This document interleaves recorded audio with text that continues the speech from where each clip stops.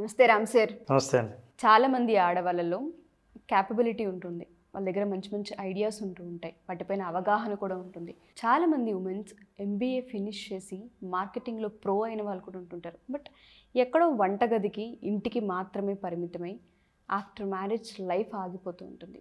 కారణాలు ఏంటి వాళ్ళకు కూడా తెలీదు. అసలు ఎందుకు ఆగాము, మా దగ్గర క్యాపబిలిటీ ఉంది, మేము చేయగలం కదా, ఆగడానికి గల కారణాలు ఏంటని అసలు ఒకసారి వెనక్కి తిరిగి చూసుకుంటే వాళ్ళకి 10 ఏళ్ళు ఖాళీగా కనిపిస్తుంది తప్ప ఒక అచీవ్మెంట్ వాళ్ళ లైఫ్లో ఉండదు. దానికి రీజన్స్ ఏంటి అంటారు? మీరు చెప్పింది కరెక్టే. చాలామంది ఏంటంటే వాళ్ళు అనుకున్న ఆలోచన వేరే వాళ్ళు ఇంప్లిమెంట్ చేసినప్పుడు చూసి తడుతూ ఉంటుంది. అప్పుడు అరే నేను ఎప్పుడో చేద్దాం అనుకున్నా, ఇట్లా ఫలానా వాళ్ళు చేస్తున్నారు అని వాళ్ళ ఫీలింగ్ ఏంటంటే. ఎగ్జాంపుల్, చాలామంది ఆడవాళ్ళు యూట్యూబ్ ఛానల్స్ ఈ మధ్యకాలంలో ట్రెండ్ అయిపోయింది. అవి చూసి ఇంకొంతమంది నాకు ఎప్పుడో ఈ ఆలోచన వచ్చి నేను ఎందుకు చేయలేదో నాకు అర్థం కాలేదు అన్న వాళ్ళు చాలామంది ఉన్నారు నా దగ్గరే. నేను ఎగ్జాంపుల్ చెప్తున్నాను. ఇంకా అప్పుడు వాళ్ళ ఆలోచన ఎలా ఉంటుంది తెలుసా, నేను ముందే చేద్దాం అనుకున్నాను, అయితే ఇప్పుడు నాకు అర్థమైంది నేను కూడా చేయొచ్చు అని. అంటే అవతల వాళ్ళు ఈర్ష్య అని ఎక్కడ అనుకుంటారో అని, అది ఈర్ష్యకు లక్ష్యానికి మధ్యలో ఉన్న ఒక భావన ఎవరికి చెప్పుకోలేని పరిస్థితి వస్తుంది. చెప్తే ఆల్రెడీ ఇప్పుడా చెప్పేది, మరి అప్పుడే ఎందుకు చెప్పలేదు అని అంటారుగా. సో వీటన్నిటికి కారణం ఏంటంటే అండి, మనిషి లిమిటింగ్ బిలీఫ్స్ అని ఉంటాయి. మనల్ని మనం అడ్డుకునే కేవలం మన గురించి మన నమ్మకాలే మనల్ని ముందుకు పోనీయకుండా చేస్తాయి. ఇతరులకు మన మీద నమ్మకం ఉంటుంది, మనకు మన మీద ఉండదు. మనం చెయ్యగలం అని అనిపిస్తుంది కానీ యాక్షన్ తీసుకోవడానికి ఏదో ఒకటి వెనక్కి లాగుతూ ఉంటుంది. మరి చేయగలిగితే చెయ్యి, ఎందుకులే ఊరికే చెయ్యాల్సినంత అవసరం లేకపోవచ్చు. కొన్ని నమ్మకాలు మనిషిని రిస్క్ తీసుకోకుండా ఉండేలా చేస్తూ ఉంటాయి, రిస్క్ తీసుకోకుండా చేస్తాయి. అది కూడా ఒక ఎలిమెంట్. సత్తా ఉండి కూడా నిరూపించుకోనే అవకాశాలని ఉపయోగించుకోకపోవడం ఉందే, అట్లాంటి నమ్మకాలు ఏవైతే వెనక్కి లాగుతున్నాయో వాటిని తెలుసుకుంటే, దీని నుంచి బయటకు వస్తే ఖచ్చితంగా మీరు ఏం చేయగలరని అనుకుంటున్నారో, నిజంగా ఏం చేసి మీరు ఈ ప్రపంచానికి నిరూపించాలనుకుంటున్నారో ఖచ్చితంగా నిరూపించగలరు. అసలు లిమిటింగ్ బిలీఫ్స్ అంటే ఏంటి, అసలు మనిషిని అడ్డుకునే నమ్మకాలు అంటే ఏంటి, మీరు చూస్తే చాలా అద్భుతంగా అర్థమవుతుంది. అవును నాకు ఉన్నాయి కదా అని. లిమిటింగ్ బిలీఫ్ ఏంటంటే సెల్ఫ్ జడ్జిమెంట్. అంటే ఆ నమ్మకాలు అనేవి బోన్లుగా తయారై ఒక ఇన్విజిబుల్ బోన్లో ఉండిపోయి, అదేంటి మనకు సెల్ఫ్ జడ్జిమెంట్, మన మీద మనం ఇచ్చుకునే జడ్జిమెంట్, నిర్ణయం దేనికి సంబంధించి, విచ్ ఈస్ నాట్ ట్రూ, ఏదైతే నిజం కాదో దాన్ని మనం నిర్ణయం తీర్పునిచ్చేసి అండ్ రెస్ట్రిక్ట్ యువర్ డెసిషన్స్. మనల్ని మనమే బంధించుకొని మన నిర్ణయాలు కూడా ఆగిపోతాయి. సో మనకు మనమే తీర్పిచ్చుకొని పనికిరామని అనుకుని ఊహా ప్రపంచంలో మనల్ని మనం ముందుకు వెళ్లకుండా చేసే ఒకే ఒక ఆలోచనే లిమిటింగ్ బిలీఫ్. సో లిమిటింగ్ జనరల్గా ఎవరైనా ఏమంటే నన్ను అడ్డుకునే పరిస్థితులు ఉన్నాయా అనడానికి పరిస్థితులు కూడా అనుకూలంగా ఉంటాయి, అయినా కూడా వాళ్ళు అక్కడే ఆగిపోయి ఉంటారు. ఎందుకు ఆగిపోయి ఉంటారు? సెల్ఫ్ జడ్జ్మెంట్ మెయిన్ కారణంగా కనిపిస్తుంది కదా సార్, ఎప్పుడు కూడా అదే. అవును. దీంతోపాటు మనిషి నమ్మకాలు అక్కడే ఆగిపోవడానికి గల కొన్ని కారణాలు, కొన్ని నమ్మకాలు ఉన్నాయి. వీటి నుంచి బయటపడితే ఫైనాన్షియల్ ఫ్రీడమ్ సాధించడం ఆడవాళ్ళకి సహజమే. తెలుసుకుందాం ఏంటో. Number 1, only men should handle finance. మనకెందుకు లేదు ఊరికే అని వాళ్ళ చేతికి మనిషి ఉన్నాడు కదా, ఒక మనిషి ఉన్నాడు కదా అని అనుకోవడం. ఇందులో గౌరవిస్తున్నట్లు ఉండొచ్చు, కానీ మీకు తెలియకుండానే బలహీనత ఉంటుంది. ఎలా హ్యాండిల్ చేయాలంటే, నువ్వెందుకు నేను చేస్తా అనే డామినెన్స్లో కాకుండా, నేను కూడా ప్రయత్నిస్తా, నీ శ్రమ తగ్గిస్తా అనే అప్రోచ్తో, అంటే అవతల వాళ్ళు సహకరించాలి కాబట్టి నీకు. మేల్ డామినేషన్ సొసైటీలో మీరు అయితే వీళ్ళే చేయాల్సి, మనకెందుకు డబ్బుల విషయాలు, నాకేం కావాలో అడిగితే చాలు, అవన్నీ మా ఆయన తెచ్చిచ్చేస్తున్నాడు అని అనుకున్నప్పుడు ఏమవుతుందంటే, మీరు ఆర్థికపరమైన నిర్ణయాలు మీ ఆయనే తీసుకుంటున్నందుకు చాలా రోజులు అలవాటుగా వదిలేశారు. ఇప్పుడు మీరు ఫైనాన్షియల్ ఎంపవర్మెంట్ సాధించాలనుకుంటున్నారు, ఫ్రీడమ్ సాధించాలనుకుంటున్నారు. మరి మీకు నిర్ణయాలు కావాలి కదా. మీకు తెలియకుండా ఎక్కడో, ఫర్ ఎగ్జాంపుల్ రెస్టారెంట్కి వెళ్తే ఆర్డర్, నాకు పలానా తినాలి, అదొద్దు, అదేం బాగుండదు, ఇది తీసుకోండి ఎవరు. అప్పుడు ఏం చేస్తారంటే ఆడవాళ్ళు, సరే అది బాగుంటుందంటే కానీలేని. ఫైనల్గా లోపల ఏముంటుందంటే, ఆఖరి పే చేసేది అయినే కదా, ఎందుకు గురికి మనం అనవసరం గొడవ అనేది లోపల ఉంటుంది. ప్రాక్టీస్ ఇది. శారీస్ ఏం తీసుకోవాలి, ఒకవేళ ప్రేమే కావచ్చు. ఇప్పుడు ఫర్ ఎగ్జాంపుల్, ఎందుకు ఇది బాగుంది, కాస్ట్లీ అయినా పర్వాలేదు, గోల్డ్ రింగ్ ఇది తీసుకో అని అన్నాడు. అది ప్రేమ అనుకోవాలా, నా నిర్ణయాన్ని పక్కకు దోసి ఆయన నిర్ణయంతో నన్ను కొనమని చెప్పాడని చెప్పాలా? అర్థం కాని పరిస్థితి. అర్థం కాని పరిస్థితి. అయితే ఒకటి, ఫైనాన్షియల్ డెసిషన్ మగవాళ్ళే తీసుకోక్కర్లేదు, మనం కూడా తీసుకోవచ్చు అని అందరి సహకారంతో మొదట్లో స్టార్ట్ చేయండి. తర్వాత మీ నిర్ణయాలు కరెక్టే అని అందరికీ తెలిసిన తర్వాత అందరూ సహకరించడం మొదలు పెడతారు. అయితే ఇట్లా తీసుకోవాలంటే చాలామంది ఇంకొక బిలీఫ్, ఇట్లా ఆగిపోవడానికి కారణం ఏంటంటే ప్రధాన కారణం ఇది, నో ఫైనాన్షియల్ నాలెడ్జ్. చాలామందికి డెబిట్ అంటే ఏంటి, క్రెడిట్ అంటే ఏంటో తెలియదు. డబ్బులు ఎక్కడ దాచుకోవాలంటే బ్యాంకులో ఫిక్స్డ్ వేద్దామని అంటారు. ఫిక్స్డ్ అనేది తప్ప ఇంక వేరే ఏం తెలియదు. బ్యాంక్ ఒకటి ఉందని తప్ప ఇన్వెస్ట్మెంట్ ఆప్షన్స్ ఎన్ని ఉన్నాయి, లిటరసీ తెలుసుకోవాలి. ఎక్కడ ఇన్వెస్ట్ చేయొచ్చు, ఎంత జాగ్రత్తగా చేయొచ్చు, పర్సంటేజ్ క్యాల్కులేషన్ ఎలా చేయాలి, ఇవన్నీ చాలా basics.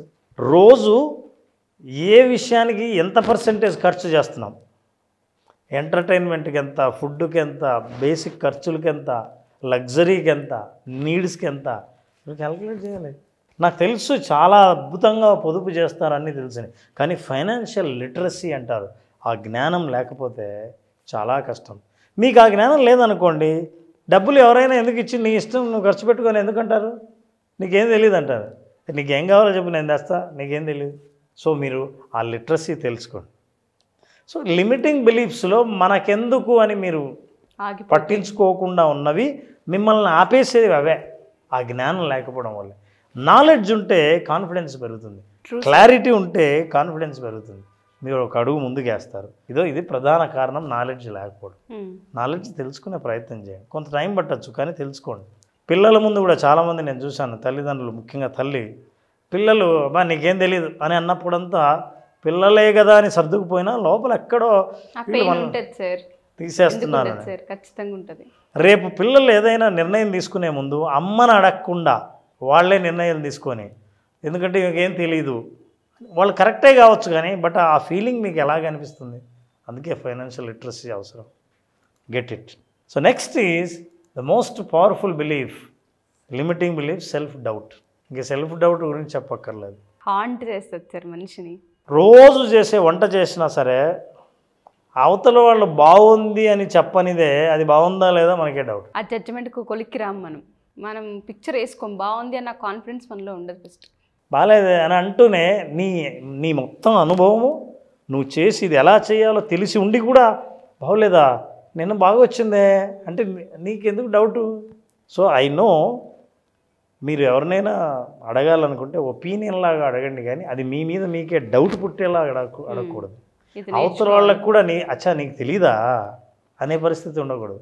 But I'm asking just taste. So ఎందుకు టేస్ట్ చూడమంటున్నా అంటే ఏ తేడా వచ్చినా నేను అడ్జస్ట్ చేయగల కెపాసిటీ నాకు ఉంది, అందుకే ఇప్పుడే అడుగుతున్నా అని కమాండ్ ఉండాలి. సెల్ఫ్ డౌట్ ఉన్నవాళ్ళంటే ప్రతి విషయంలో సెల్ఫ్ డౌట్, నేను కరెక్ట్గా ఖర్చు పెట్టానా, నేను ఆలోచించి కరెక్ట్గా చేస్తున్నానా, నా నిర్ణయం కరెక్టేనా, ఎందుకు లేరు రిస్క్ అని. సో ఈ సెల్ఫ్ డౌట్ అన్ని విషయాల్లోనూ ప్రభావితం చేస్తూనే ఉంటుంది. ఇంకా ఫైనాన్షియల్లో అయితే అది నరకంగా అనిపిస్తుంది, వాళ్ళకి అర్థం కాని పరిస్థితి. సెల్ఫ్ డౌట్ ఎప్పుడు ఉందో అదర్స్ కూడా డౌట్ పడతారు. మీకే డౌట్ ఉంటే పక్కన వాళ్ళు డౌట్ పడరా. సో మీ డెసిషన్ కరెక్ట్ కాదు, ఐ థింక్ నువ్వు కరెక్ట్గా చేయలేదేమో అని అనిపించినప్పుడు అంటారు, ఇంకెప్పుడే కానీ నిర్ణయాలు తీసుకోరా. అదే కాదు, దానికి తోడు fear of taking risks.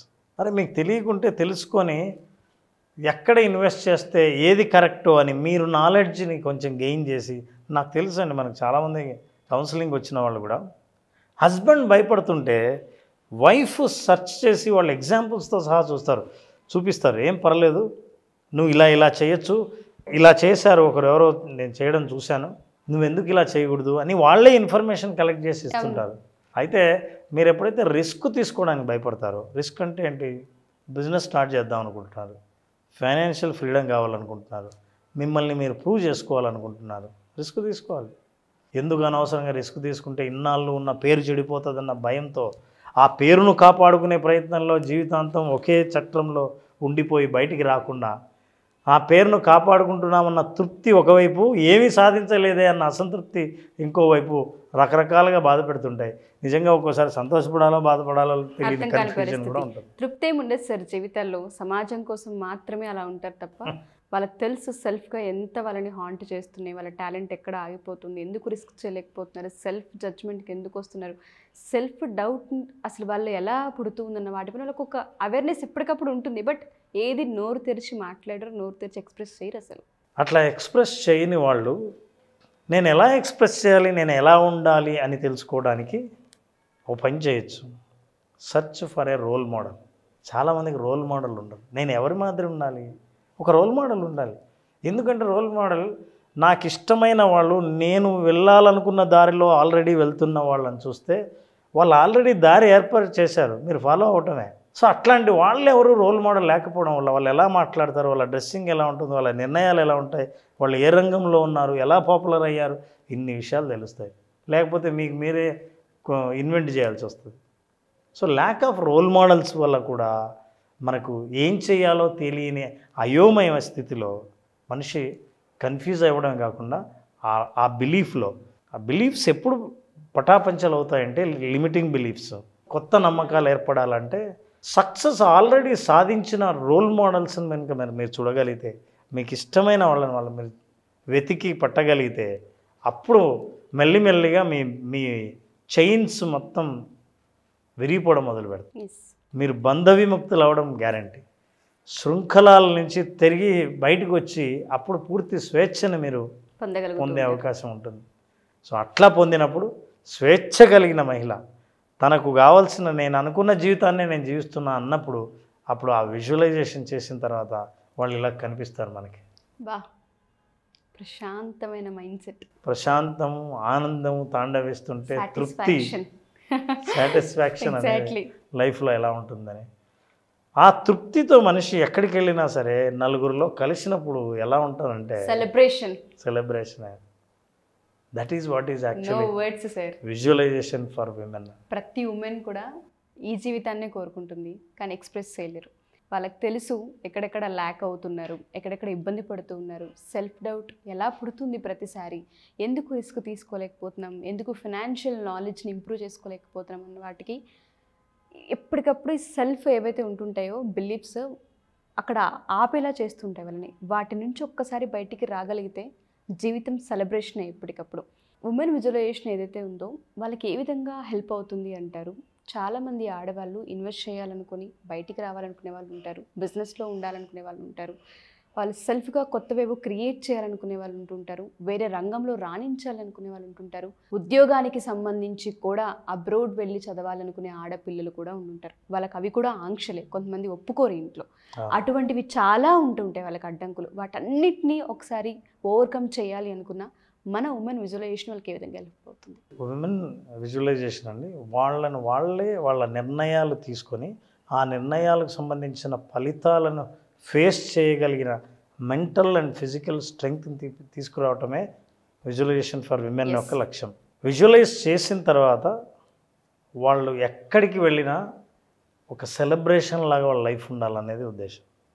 So July 25న మనం స్టార్ట్ చేసే విజువలైజేషన్ ఫర్ విమెన్లో విమెన్ ఎంపవర్మెంట్ గురించి, వాళ్ళ career growth, personal growth, relationship, financial freedom and self care, వీటన్నిటికి సంబంధించినవి ఒక్కసారిగా నాలెడ్జ్ వచ్చినప్పుడు వాళ్ళు ఏం యాక్షన్ తీసుకోవాలని వాళ్ళే నిర్ణయించుకొని లైఫ్ సేమ్ ఇదే రకంగా మళ్ళీ ఉండదు అన్న గ్యారంటీ ఇవ్వగలిగే programme visualisation for women. July 25 వాళ్ళందరి కోసం మనము వెయిట్ చేద్దాం. నేను ఈగర్గా వెయిట్ చేస్తూ ఉన్నాను. చాలామంది ఉమెన్స్కి హెల్ప్ అవుతుంది. Thank you Ram sir, thank you so much. Thank you so much.